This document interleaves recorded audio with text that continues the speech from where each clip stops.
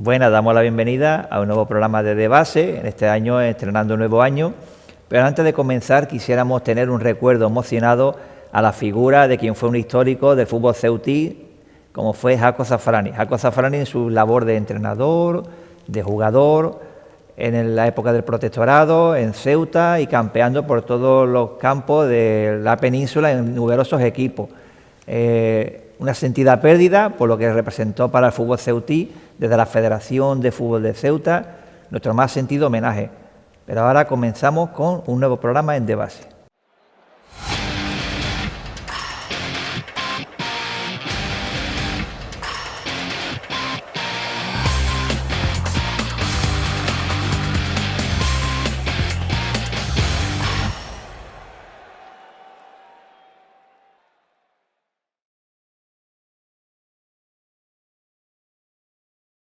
Nos encontramos aquí y como podéis ver no está la figura de José Luis. Estoy ocupando su puesto, Javier Cellerán, a que le sirve. Desde aquí un abrazo a José Luis, que por las cuestiones sanitarias se encuentra en el aislamiento. Damos paso a José Garrido, que es responsable del área COVID de la Federación. José, ¿qué tal? Hola Javi, buenas tardes. Encantado de estar aquí en vuestro programa. José, digamos el tema de la pandemia, las restricciones, la competición. ¿Estaba ya más o menos calculado que pudiera llegar a esta situación? Bueno, sí, llevamos ya bastante tiempo conviviendo con esta situación. Ahora mismo llevamos un año desarrollando las competiciones con el COVID desde que reiniciamos y evidentemente sabíamos que esta situación se podía volver a repetir. Ahora mismo llevábamos un tiempo bastante bueno, con la incidencia bastante baja, pero bueno, ahora debido pues a las fiestas de Navidad, incluso a unas semanas antes, pues hemos tenido una subida de casos importante en la ciudad y bueno, eso nos ha hecho también variar un poco los planes que teníamos establecidos. José, parece ser que, digamos, se cumple un año de la competición con la carga de la pandemia. ¿Estaba preparado, digamos, estaba previsto? ¿Cómo se llevan los parámetros, digamos, para esta situación? Bueno, nosotros desde que programamos lo que fue el reinicio después del parón por COVID, fuimos siempre de la mano de la Consejería de Sanidad, generamos un protocolo propio para poder desarrollar nuestras competiciones y bueno, creo que con el cumplimiento del protocolo, el compromiso y la colaboración que han tenido también los clubes participantes, pues bueno, ha sido todo mucho más fácil. Evidentemente la pandemia evoluciona, puede ir a mejor o a peor y nosotros pues tenemos que estar preparados para buscar soluciones a las competiciones que ahora mismo tenemos en marcha. Y José, digamos, la federación que abarca tantísimos afiliados, se va de la mano con los equipos, son conscientes de la responsabilidad, tanto lo que es el tema COVID como el área federativa, como los equipos, ¿no? Digamos, una incertidumbre para todo, ¿no? Sí, sabemos que evidentemente tenemos muchos clubes y muchos jugadores afiliados que ahora mismo pues llevamos cerca de un mes con el parón desde que paramos para las vacaciones de Navidad y bueno, somos conscientes que los clubes tienen ganas de reiniciar otra vez las actividades, pero también nos transmiten la preocupación por la situación que tenemos ahora mismo en la ciudad. La verdad es que están colaborando al 100% con la Federación desde que inició esto y más ahora pues en la situación que nos encontramos. Desde la Federación y sobre todo desde el Departamento COVID solo tenemos palabras de agradecimiento por la colaboración y sobre todo por la comprensión de tener que mantener pues la situación que estamos ahora mismo de inactividad, la comprensión por estos momentos. José, hablando de fútbol, aparte del COVID, tu labor como director deportivo de las competiciones, desde que comenzaron las competiciones, ¿cómo las estás viendo? Bueno, sí que es verdad que este año que hemos podido iniciar más o menos en fecha, sí que es verdad que hemos notado pues la inactividad del año anterior, ¿no? De la temporada anterior. Sí que es verdad que hay niños que se nota, ¿no? Que sobre todo los que le ha pillado en una época de desarrollo físico, pues sí que es verdad que hay una carencia de trabajo y una carencia de juego. Evidentemente han estado muchos meses parados. El tema de la pandemia en el año anterior pues hizo mucho daño, sobre todo a los niños que estaban en pleno desarrollo. Pero bueno, la verdad es que sí, lo que sí que se puede notar es que hay más ilusión que nunca por volver a jugar y que la gente, pues la verdad es que tiene muchísimas ganas de fútbol, tanto desde los más pequeños, desde los prebenjamines que juegan solo a fútbol sala, como por ejemplo la competición de veteranos, que este año pues tenemos cerca de 500 participantes. O sea, estamos hablando de que la gente, a pesar de la situación sanitaria que estamos teniendo y que es tan variable, la verdad es que la gente se está animando y está demostrando que tiene ganas de seguir jugando. José, al hilo de las competiciones, sobre todo los más pequeños, hablando con los entrenadores, con los monitores, tenían unas ganas los chavales de hacer equipo, los amiguitos, hacer piña. Eso lo habéis percibido también, ¿no? Que era fundamental, digamos, ¿no? Sí, evidentemente nosotros queremos ser siempre conscientes de la ilusión, sobre todo de los más pequeños, ¿no? De la ilusión que tienen por jugar al fútbol, de poder juntarse con los amigos y practicar el deporte que más les gusta, y siempre antes de tomar pues cualquier decisión siempre se tiene en cuenta pues la ilusión que se maneja, ¿no? con todos los jugadores. En este caso el tema sanitario pues prevalece sobre todo y muchas veces pues tienes que tomar decisiones que sabes que no son agradables, ¿no? Sobre todo para los niños. Y en otro capítulo, las selecciones, digamos, las selecciones territoriales que han dado el comienzo, su andadura, ¿cómo la ve? ¿Cómo ve los proyectos, digamos, lo que había anteriormente o para este año en curso, digamos? Bueno, el año pasado no hubo campeonatos de España, por lo tanto prácticamente no hubo grupo de trabajo referente a las selecciones, y bueno, este año desde la Federación pues hemos impulsado un nuevo proyecto en las selecciones territoriales, donde hemos creado un grupo de trabajo creo que muy competitivo con gente profesional, y aparte pues también con la colaboración de Carlos Orue, que ha pasado a formar parte del grupo de trabajo como asesor en metodología. Y bueno, creo que entre todos empezamos a trabajar a mitad de noviembre, planificando un poco lo que nos venía, ya que también el futuro era un poco incierto por el tema sanitario. Y bueno, diciembre sí que hemos aprovechado, hemos estado entrenando, en las fechas de Navidad hemos aprovechado también para hacer una mini pretemporada de 2 semanas.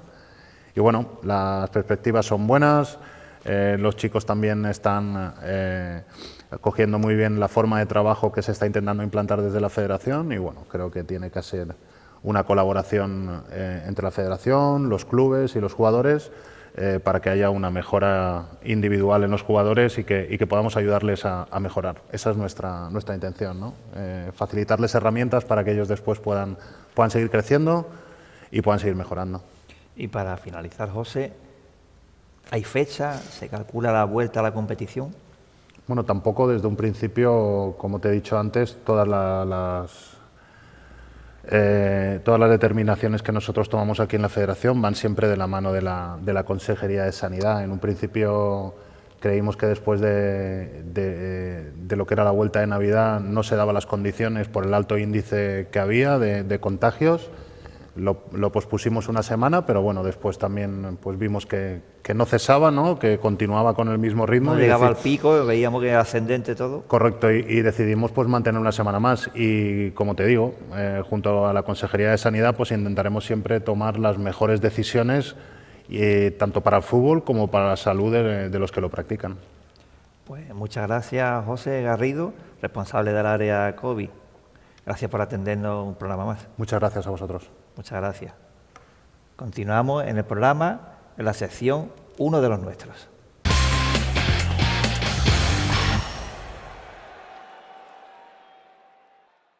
Ya estamos dentro de la sección Uno de los Nuestros, y en esta ocasión vamos a recordar la figura de Luis Jaramillo González. Jaramillo fue un árbitro en Ceuta que estuvo 6 años en Primera División. En este programa, en este vídeo, con una carga de mucha emoción, de mucho sentimiento, nos teletransportamos en el tiempo y vamos a recordar a sus compañeros, a sus amigos, los compañeros que estuvieron recorriendo miles de kilómetros por todo el territorio nacional, así como sus hijos. Vamos a disfrutar viendo este vídeo.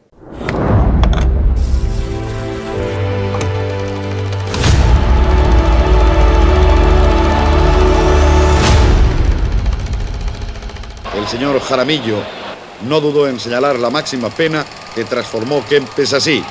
Gol. En la repetición se ve cómo el mundialista mete un tremendo trayazo. Bueno, pues nosotros el recuerdo que tenemos de mi padre de los comienzos, bueno, pues mi padre empieza en esto del fútbol desde muy joven. Él pertenecía a los equipos, él vivía en la Plaza Azcárate, concretamente en el patio de la Tahona, y bueno, y ahí él pertenecía a los equipos del Padre Arenilla, de la Iglesia de los Remedios. Después, bueno, posteriormente, pues con más edad, pues pasó al Fundador, a una serie de clubes que, bueno, no recuerdo, pero que están ahí, al Ceutí, y después ya, bueno, pues con una edad también joven, pues emprendió el mundo del arbitraje, y ahí se inició, bueno, pues porque también le gustó, y creo que él siempre presumía de entender mejor el fútbol que un árbitro que no ha jugado nunca en un equipo, ¿no? Decía, bueno, si yo sé realmente lo que le pasa a un futbolista cuando protesta, cuando, bueno, pues en un momento dado hace una entrada o con la maldad que puede ir, porque yo he sido futbolista, ¿no? Eso siempre lo decía él, ¿no? Y bueno, y esos son los recuerdos así que tenemos también por fotografía, puesto que en esa época nosotros no habíamos nacido, ¿no? Y Jaramillo jugaba al fútbol. También teníamos nosotros las pruebas físicas que nos sometían, a ver las condiciones que estaba uno. Era un deportista nato. La gente de su edad me decía que jugaba muy bien al fútbol, que jugaba muy bien al fútbol y lo dejó como lo dejamos todo el fútbol en un momento dado por el arbitraje. Él tenía una cualidad para aquella época, que era su formación física. Físicamente era un jabato, era un árbitro con un poderío físico enorme. Era un hombre fuerte, una velocidad de crucero en el campo tremenda, cambio de ritmo muy bueno. A mí me han dicho lo mismo, que ha podido jugar fútbol porque jugaba de extremo, jugaba muy bien. Y la gente que lo conoce dice que ha podido jugar perfectamente. No sé en qué equipo jugaba, pero que ha hecho buenos partidos. Yo también recuerdo las concentraciones, cuando yo estaba en primera división, se concentraban todos los árbitros y después pues jugaban un partido. Claro, a través de amigos decían, ¿cómo que tu padre no es jugador de fútbol? Porque era muy bueno jugando a fútbol y de ahí los árbitros se extrañaban de que era muy bueno jugando a fútbol. Entonces él presumía, entre comillas, porque tampoco hablaba mucho, no era un padre que comunicaba las cosas que hacía. Sí que es verdad que era como un árbitro que había jugado fútbol y eso antiguamente no se daba. Eran árbitros, de por sí eran solo árbitros que por devoción, pero no que habían ejercido como futbolistas anteriormente, ¿no? La anécdota que yo tengo con Luis es que Luis me decía, Antonio, para venir conmigo tiene que estar entrenado, ¿eh? Y entonces yo le dije, Luis, ¿a ti te importaría de que yo fuese a entrenar contigo, como yo sé que tú vas al 54 por las noches a entrenar? ¿A ti te importaría de que yo fuese contigo a acompañarte y así nos hacemos más o menos los entrenamientos y en fin, íbamos 2 o 3 veces en semana por las noches al 54. Luis Jaramillo, pues nostalgia, más nostalgia que el recordar esos tiempos míos en la radio. No puedo contar muchas cosas, pero sí que fui el primero que contó que había ascendido a Primera División, en un artículo mío que se publicó en El Faro de Ceuta. Que ascendió mayormente por los 2 silbatos de oro que le dieron estando en segunda, 2 temporadas. Eso era un trofeo, llamémosle, que lo daban a nivel nacional al árbitro, había hecho una temporada buena.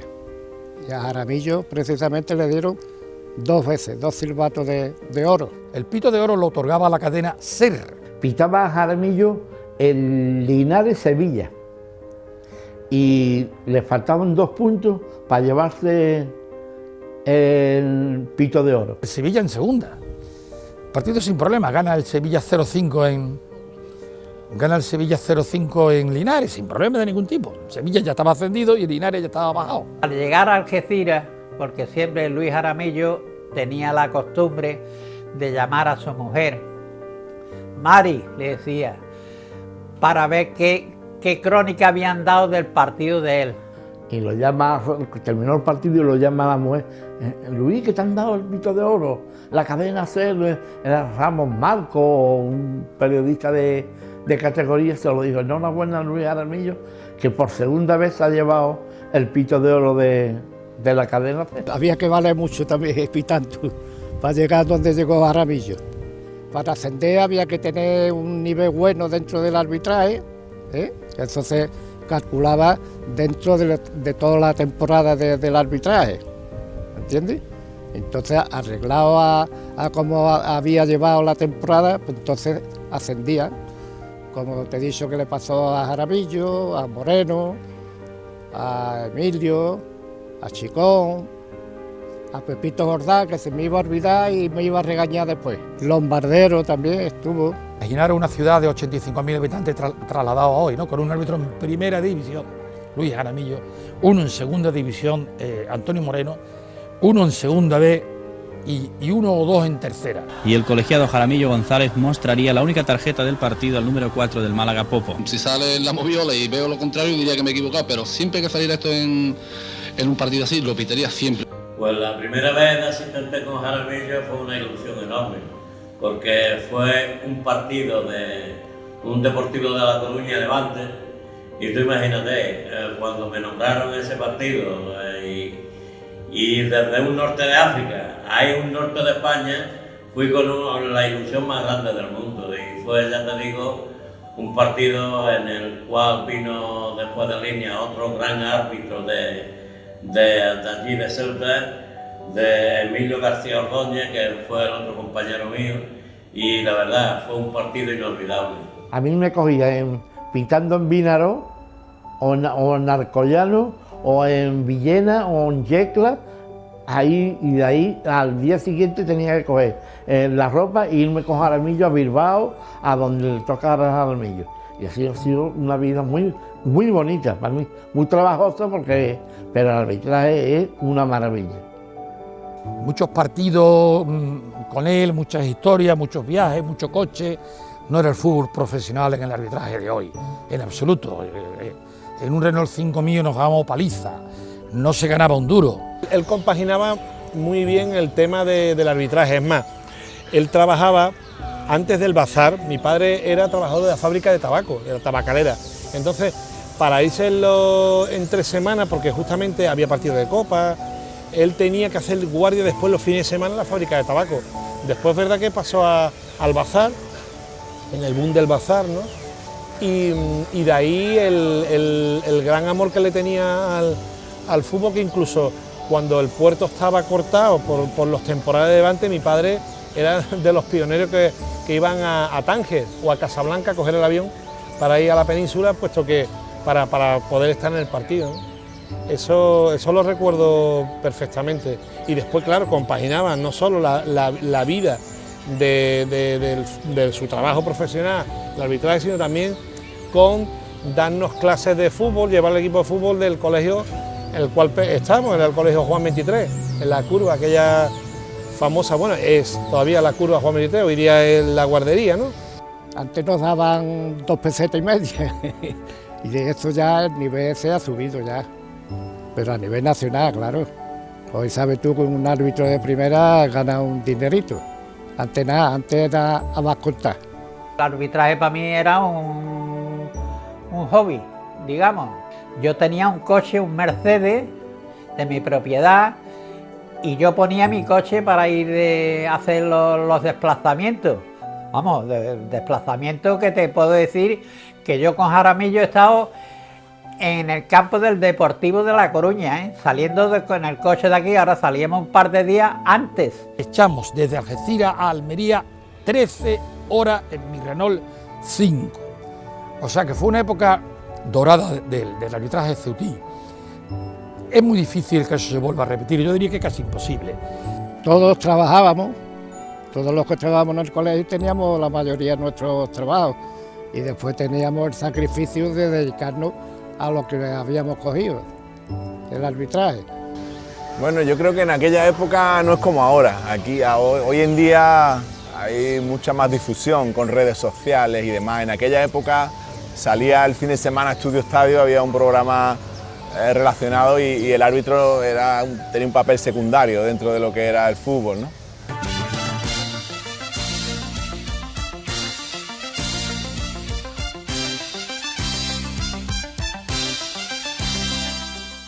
El árbitro es el señor Jaramillo, norteafricano, y ya parece que dentro de muy poco va a comenzar el partido. Y sí que es verdad que nosotros sabíamos que teníamos un padre que era árbitro de primera división, incluso estuvo 6 años consecutivos, y sí que es verdad que era relevante, pero no era extraordinario de la época porque no se consideraba como tal en los años 80, no era una cosa como sería a día de hoy, ¿no? Y además salíamos afuera con mucha alegría, porque nos nombraban para salir de juez de línea a la península y íbamos encantados. Por ir a un sitio que no habíamos estado nunca y lo pasábamos bastante bien, da vocación. El partido que hice con él y de mucho agrado fue, ya te digo, el Deportivo La Coruña Levante, un Tenerife Huelva, que también otro viajito de la UPA, saliendo desde Melilla, y la guinda que colmó el pastel fue el Real Madrid-Elche con él, que fue un partido inolvidable. Yo me acuerdo que cuando mi padre iba a gritar afuera, yo lo único que pedía es que me trajeran un balón, el tango en aquel tiempo, claro. Entonces los balones era cuando se embarcaba un balón, embarcar para la Ceutí, embarcar. En el campo los niños lo cogían y salían corriendo, o caían en la grada y se lo escondía el aficionado. Hoy día ya no, hoy día todo el mundo tiene balones, ahí en Decathlon, en cualquier lado, ¿no? Antes entonces un balón, y más si era un balón de un equipo. Del Español me trajo una B1 que bueno, le regalaron. También recordamos que en Barcelona a Schuster, la época finalizando ya, Schuster, la época en Barcelona, lo expulsó mi padre, porque en aquella época Schuster, su mujer, salió en Interview, en la portada de Interview, con lo que conllevaba aquella portada, y todos los jugadores para intentar calentarlo, intentar provocarlo, se metían con la mujer. Y efectivamente se metieron con la mujer, y en alemán... Dice un medio taco en alemán, y Jaramillo estaba al lado, un medio taco en alemán. No dirigiéndose a él ni a ningún futbolista, me cago en esto y en lo otro. Y Jaramillo se vuelve y le dice en alemán, cállate ya que te vaya a la calle. Y Schuster se echó a reír. Dice, ¿cómo me has entendido en alemán? Entonces le dice Jaramillo en alemán, porque yo he estado trabajando 2 o 3 años en Alemania y te entiendo un poco. Y Schuster se meó de risa y al terminar el partido te dieron un abrazo, porque él le captó aquel comentario mal sonoro que nos insulta antes de Schuster en el campo. Era un árbitro que se hacía respetar mucho por su personalidad, y después pues también tenía sus puntos de dialogante con los jugadores y entrenadores. Era una persona muy respetable en un campo de fútbol. Como árbitro puedo decir que era un hombre muy responsable, un estudioso del reglamento, tenía autoridad, pero autoridad sin autoritarismo, que es difícil, se le respetaba en el campo, y que su personalidad ahí quedó para ejemplo de tantas otras generaciones. Aparte del trabajo, la primera división, el fútbol de los niños, después se iba al Pero La Mata y arbitraba partidos de fútbol de la regional o la de división de juveniles. O sea que, claro, entonces yo me acuerdo un partido que era San Agustín Pero La Mata, y que se jugaba en la clasificación, o el primer puesto, o el campeonato, no recuerdo, no recuerdo bien. Pero claro, lo arbitró mi padre y claro, todo era un respeto, claro. Mi padre venía de arbitrar el Barcelona o el Madrid, uno de estos equipos de primera división, ¿no? Él se ofrecía de juez de línea los partidos que nos iba, los domingos se iba a enseñar a los niños pitaban y él de juez de línea, eso lo ha llevado siempre, o sea que un tío entero. Era una excelente persona. Pero se dedicaba también mucho, aparte del trabajo, el trabajo para él era, vamos, lo primero, y después el arbitraje lo traía, vamos, loco en el sentido de que estaba siempre, como te he comentado anteriormente, por las noches o algo así se iba a entrenar bien al Benolier, al 54, con el fin de estar en forma. Es un chico que se ha cuidado durante el arbitraje enormemente. Nosotros vivíamos en el patio Centenero, justamente entre el patio Centenero y el Cebollino, la escalera del Cebollino antigua, y había un terreno allí en desnivel totalmente, y llegó un día con unos materiales de fontanería, porque las porterías eran de hierro normal, eran de hierro de fontanería, era un tubo de fontanería con red de pescar, porque eso sí, mi padre tenía dos aficiones, el fútbol y la pesca no la perdonaba para nada. Es más, posteriormente a que ya terminara su época en el arbitraje, le ofrecieron irse a Madrid para colaborar con el Colegio de Árbitros a nivel nacional, y él se negó rotundamente porque decía que allí no había bar y su pasión era la pesca y no podía ejercer lo que más le gustaba. Era un tío peculiar, la verdad. Con Jaramillo tuve muy buena relación. Coincidíamos muchas veces en la rotonda del muelle de la Puntilla, al final. Allí solía pescar y me decía que cada vez que tenía un partido importante no fallaba nunca en acudir a la pesca. ¿Por qué? Porque se relajaba y meditaba muchas cosas. Lo mismo que cuando había tenido un partido problemático, le gustaba ir pronto para allá, precisamente para eso, para hacer examen de conciencia de cómo lo había hecho, en qué había fallado y en qué no. Pues la pesca le gustaba montones. Por las noches salía de trabajar y se iba con unos amigos que tenían un barquillo, y por las noches, por las mañanas, venía con unos barcos. Era un hombre muy bueno, era un hombre, como ha dicho mi hermano, tenía dos pasiones, el fútbol y la pesca, y no tenía término medio. Cuando estaba con el fútbol se entregó a muerte al fútbol, y cuando estuvo con la pesca, como te fuera con él a pescar y tú tuvieras ganas de vomitar, te decía, cálmate que se te pasa, y te pegaba 8 horas en la patera y a tierra no te traía, ¿eh? Eso seguro. Los clubes de primera, normalmente, los clubes y además poderosos, en los vestuarios, antes de salir al campo, el delegado de equipo le entrega una insignia o algún recuerdo del equipo de casa. Que en el Bernabéu nos dieron unos pisacorbatas y unos escudos de Real Madrid de oro, y le dijo Jaramillo al delegado, por favor, haga usted el favor de llevarse eso de aquí. Un partido en el Parque de Costa Blanca, un trofeo. Jugaba el Sporting y el Abdel. Y coge el del Sporting, nos regala que es un partido amistoso, que nos regala una caja con la historia del Sporting y todo. Se la tuvimos que dar.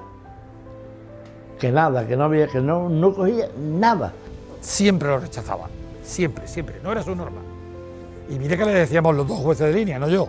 Chiquillo, que es normal, y el delegado, cógelo, que no cojáis nada. Se iba, dame los 3.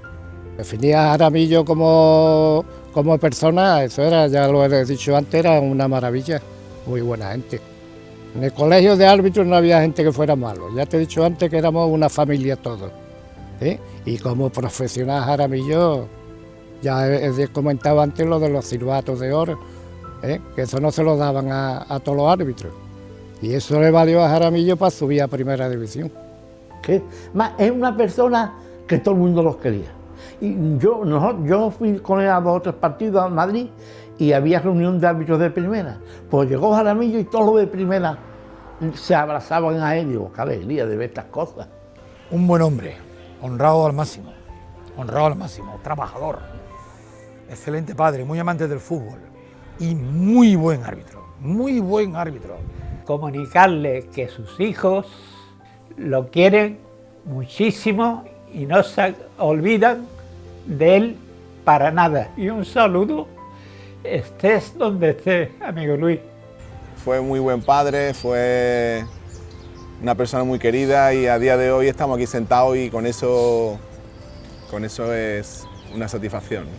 Jaramillo, allá donde estés, tu compañero ocasional de pescas o de pesca al que le sacaste de más de un apuro cuando aquello se me atrancaba y yo era tan malo para arreglar los utensilios, allá donde estés, Jaramillo, mi más cariñoso abrazo.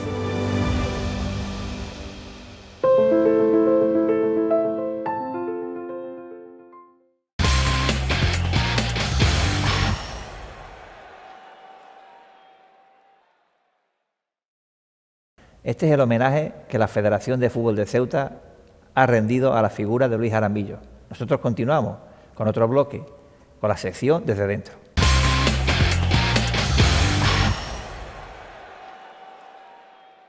En la sección Desde Dentro vamos a conocer las instalaciones del Estadio Alfonso Murube y para ello vamos a contar de guía con Antonio Hoyo, que es el responsable de las instalaciones de la Federación de Fútbol de Ceuta. Vamos a ver el vídeo.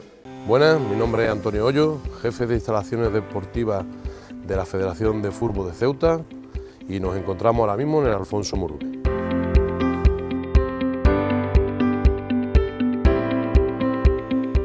Este campo tiene unas medidas de 105 por 76 y este césped no lleva ni un año, está recién puesto y forma parte de un césped de última generación con varios componentes. Entre ellos tiene una espuma FOA que va debajo del propio césped. Luego está compuesto por unas microcápsulas que son biodegradables y un caucho natural para que tuviera para tener un mejor drenaje y una recuperación del agua.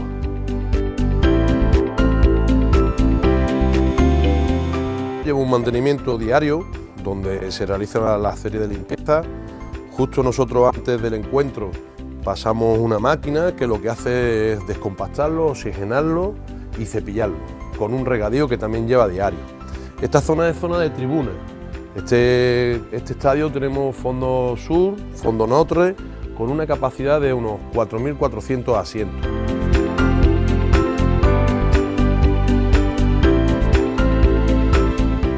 Estamos ahora mismo en tribuna, que está compuesta por su palco VIP, su palco de honor y luego lo que es el propio terreno de juego tenemos fondo sur, fondo norte donde están ubicados los vestuarios.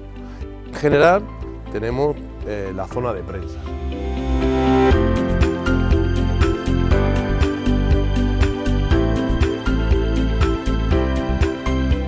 Bueno, este es el acceso principal al Alfonso Murube, que nos da acceso directo a la zona de tribuna. Una vez entrado, pues tenemos a la derecha la zona de ambigú, servicio, prensa, que la tenemos allí en la zona izquierda, palco VIP y palco de honor.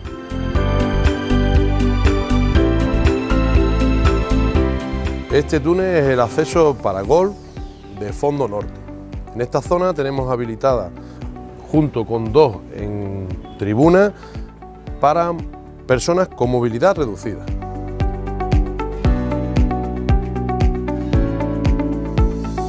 Ahora mismo nos encontramos en el otro extremo del fondo norte, donde está aquí el acceso a la ambulancia, su zona de botiquín con una sala nueva que hemos montado de doping y el acceso a general.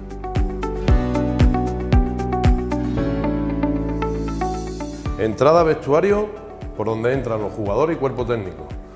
Aquí tenemos el vestuario de visitante, sala de prensa, RCP necesario, que lo tenemos en todos los campos. Luego tenemos la sala de árbitros y conjunto ya el vestuario de local.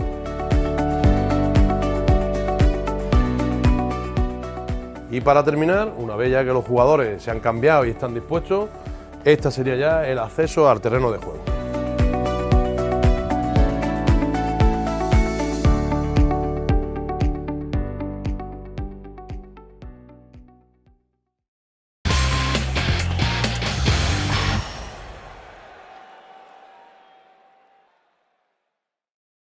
Venimos del Alfonso Murube y nos encontramos con Nico. Nico, no hay competición, pero siempre tienes disponible tu archivo fotográfico. ¿Qué nos traes? Como siempre, hay que tenerlo siempre guardadito. Desde el año 70 y tanto que empecé, pues tengo un archivo impresionante. Pero ahora vamos a ver algunas fotitos de ahora y de antes también, como es natural. Estas son más recientes.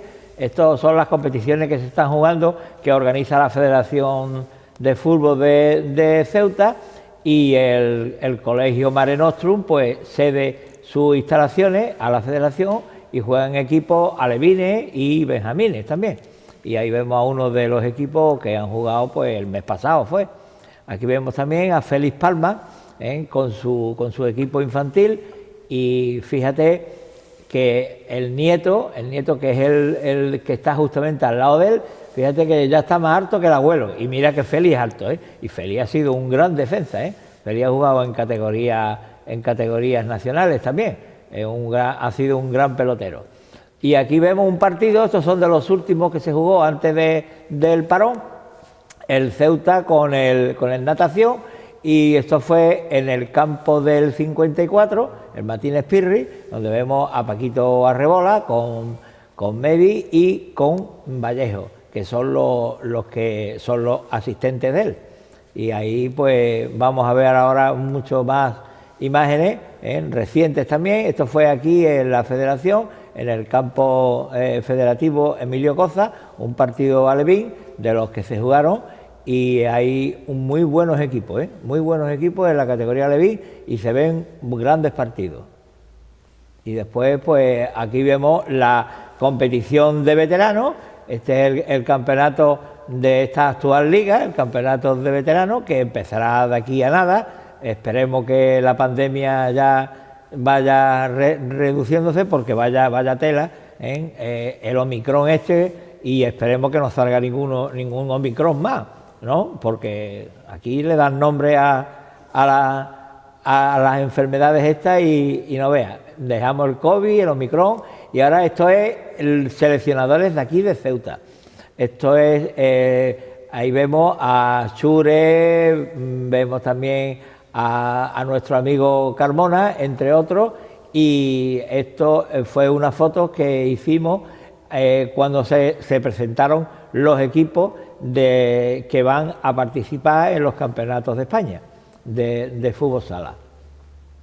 Y aquí vemos también a un gran amigo nuestro y ha sido un gran pelotero, también está jugando en las competiciones de veteranos, pero él lleva el equipo del Ciudad de Ceuta de la regional preferente, y ahí vemos pues en el descanso de uno de los partidos contra el Betis, muerto, ¿no?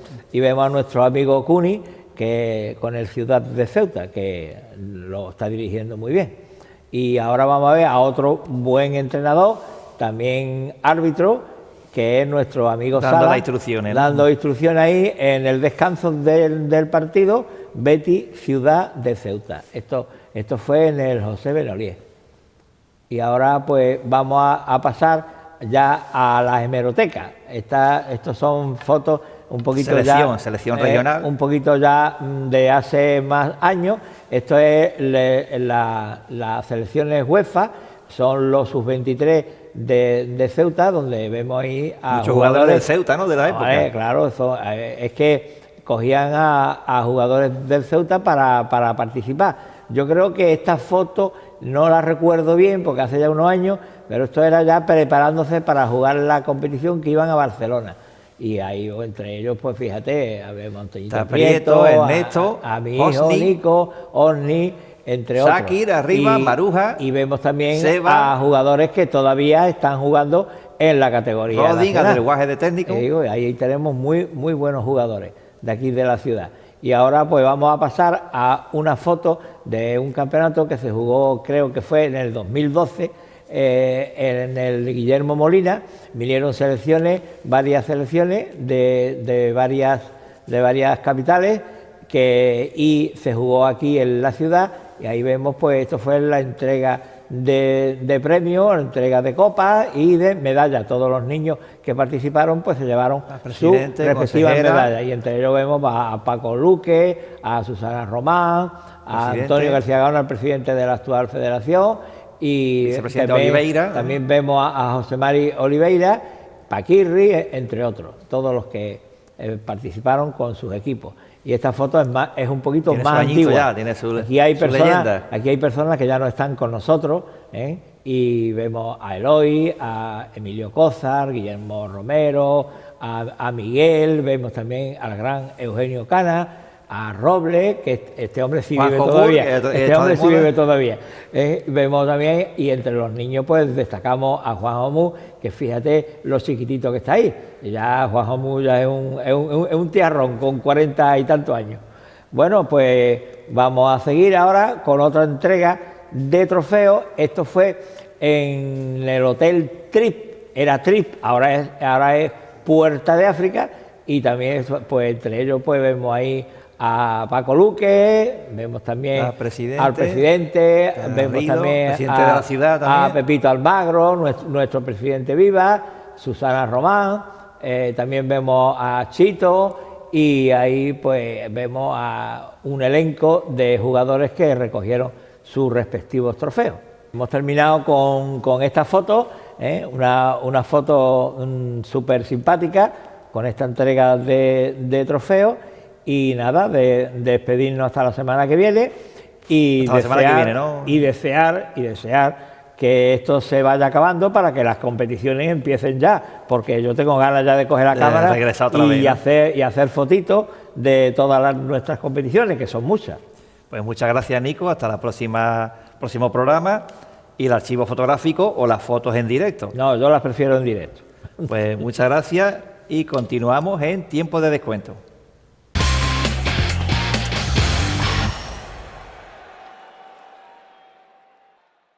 En el tiempo de descuento vamos a contar con la figura de Ángel Celadero, responsable sanitario de la Federación de Fútbol de Ceuta, que en el siguiente vídeo nos va a traer todo lo relacionado con los primeros auxilios en los terrenos de juego.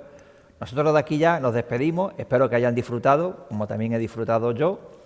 Continuaremos en el próximo programa con más fútbol y nosotros desde aquí seguimos metiendo el turbo. Muy buenas, estamos otra vez aquí de nuevo con todos vosotros para retomar el tema que vimos en el capítulo anterior y vamos a empezar pues con lo que sería básicamente la labor de socorrer a una persona que tiene pues un accidente o una enfermedad repentina en nuestra presencia y que requiere pues de una actuación rápida para que se llegue a buen fin estas tareas. Como vemos aquí en la pizarra, la primera parte de esta labor de socorrer sería pedir ayuda, ya que resulta fundamental que tengamos una ayuda física que nos pueda colaborar en todas las materias y todas las labores que vamos a hacer a continuación. Esta parte de socorrer y pedir ayuda no es la que todo el mundo piensa que es llamar a los servicios de emergencia, sino simplemente a viva voz gritar ayuda para que alguien venga a acompañarnos. Lo siguiente que haríamos sería comprobar, una vez que nos hemos acercado al paciente, el nivel de conciencia de este. A partir de ahí vamos a tener varias opciones que vamos a ir explicando brevemente. Lo primero sería, como hemos dicho, comprobar el nivel de conciencia y en caso de que el nivel de conciencia fuera pues que esta persona a la hora de hablarle, zarandearle o provocarle algún leve estímulo doloroso nos contestara, pues preguntarle qué es lo que ha sucedido y a raíz de ahí pues dar esa información a los servicios de emergencia para que envíen el recurso que consideran oportuno.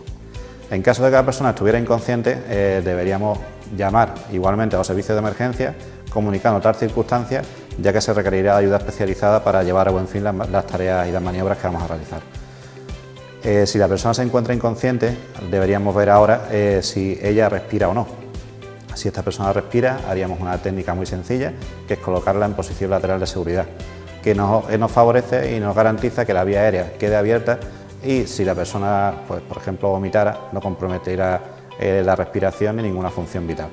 En caso de que esta persona no respirara, deberíamos iniciar tareas de reanimación cardiopulmonar apoyándonos en un desfibrilador semiautomático si lo tuviéramos a mano y volver a advertir a los servicios de emergencia de que esta persona no respira y que se van a iniciar tales tareas de reanimación. Dentro de estas técnicas de reanimación, que son ampliamente conocidas por la población en general, dado a que se difunden habitualmente, tendríamos que tener en cuenta una serie de diferencias con relación a la situación actual de pandemia. Y es que se limita muchísimo el manejo de la vía aérea, garantizando que no haya nivel de contagio alguno al colocar una mascarilla en el paciente accidentado y girando la cabeza hacia el lado contrario donde se encuentra el reanimador. En esta ocasión ya no se maneja la vía aérea como he dicho anteriormente y sí se continúa haciendo un masaje cardíaco. El masaje cardíaco, en lugar de ser como las técnicas anteriores, se deberían hacer 100 compresiones por minuto a un ritmo adecuado, con un descenso del tórax de unos 12 centímetros y con el ritmo oportuno. Sí es cierto que si tenemos posibilidad de utilizar un desfibrilador semiautomático, que en esta ocasión, en el caso que nos corresponde, en los distintos campos de la Federación de Fútbol si están presentes, procederíamos a utilizarlo ya que son aparatos muy fiables, con un margen de maniobra muy sencillo y que se pueden utilizar muy fácilmente. Sin nada más, me despido de vosotros y espero haber sido de vuestra ayuda y para cualquier cosa que necesitéis, pues la Federación de Fútbol está a vuestra disposición. Muchas gracias.